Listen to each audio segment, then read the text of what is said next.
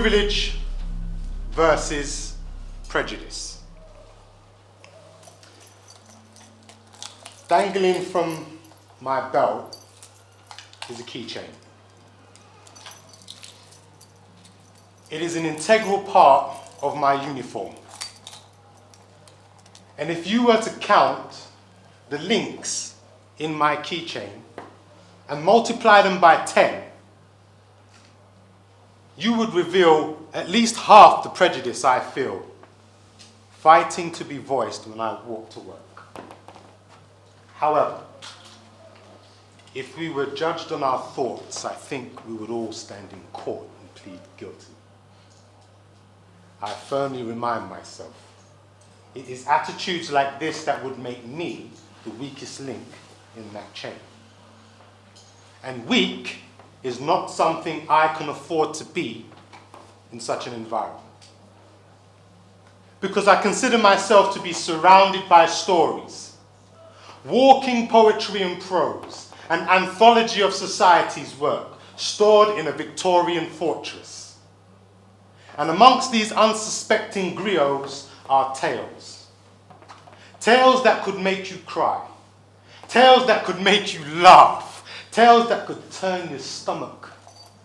Tales that could break your heart. Dependent upon the muse that ignites the spark, Melpomene favors the dark. And she visits upon a winged horse, flighted by the wind's force, turning into a gentle breeze that penetrates the prison walls and cavities with tragedy. Chapter 1. Mother was an alcoholic, father was a crackhead. Father overdosed one day, left the household vacant. Mother lay with many men, and one of them lay with me. Mother didn't have a clue. Boss, what time is tea? Make no mistake, I have lived a charmed life. My 40+ years know no real suffering. So what can these privileged palms do for hands shackled full of nothing?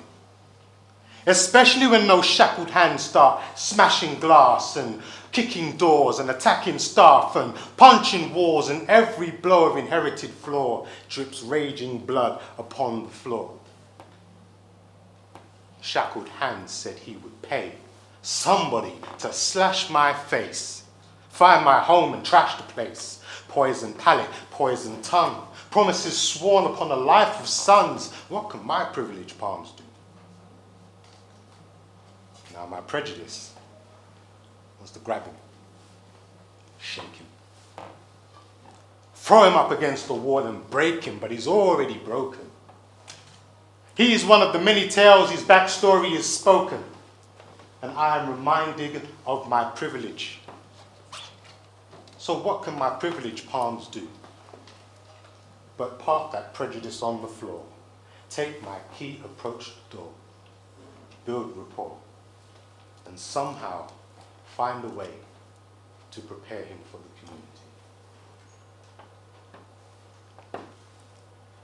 Pride versus price. Now, if you were to multiply my annual wage by 5, you could see the amount of times pride falls before my eyes, but I can see right through. The ego is a dangerous thing when inflated, self-serving. Even a narcissus can grow outside of spring. Pride of life, a deadly sin. Subtle in its whispering, luring you in. Like sirens, luring you in. So what can these palms do for hands full of everything? Chapter 2. His cell wall is like a collage of fast cars, box fresh kicks and German whips. Designer label clothes in his wardrobes. Landscapes, panoramic portraits of sunset holidays. Sandy beaches and blue seas. Fine dining.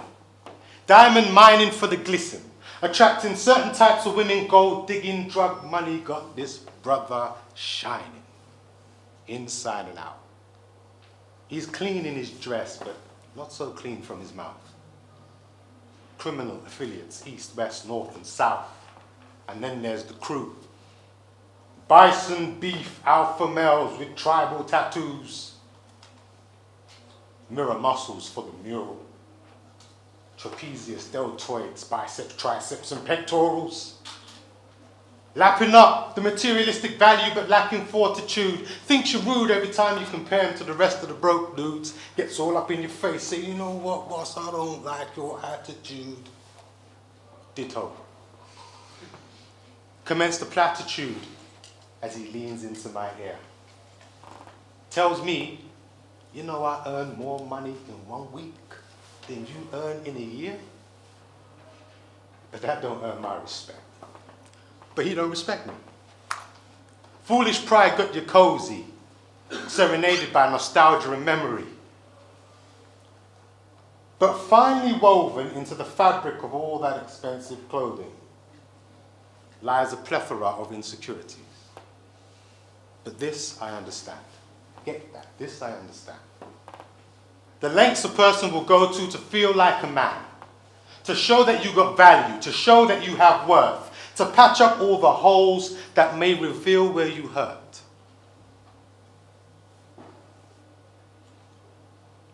And as you calculate the price tags of everything you've earned, deep down, you're still thinking maybe the cost was far worse. So what can these privileged palms do for those humble hands full of everything? Sit back, wait for the epiphany, and hopefully, in the meantime, prepare him for the community.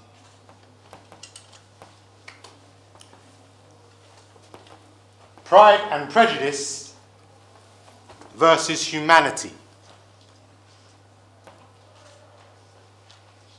Now, if you were to remove Pride and Prejudice from my person, what would remain is not quite human. Chapter 3. I suppose, under the microscope, we are all broken arrows, trying to find our destinations. Projectiles flying without navigations. Whistling through the qualms and quagmires, shot from life's merciless arms with their own priors, sometimes prejudiced in our choices, prideful in our voices, propelling us to proceed with caution. Proceed with caution. Until you realize that you're only 6 degrees away of separation from being separated from a loved one. No more us and them. It's become decisions to make. Suddenly, society's desire for retribution has turned semicircle to reform, full circle to rehabilitate. Phoenix from the flames, ashes sealed in the urn, hot to touch, nobody wants to get burned, singed by the stigma.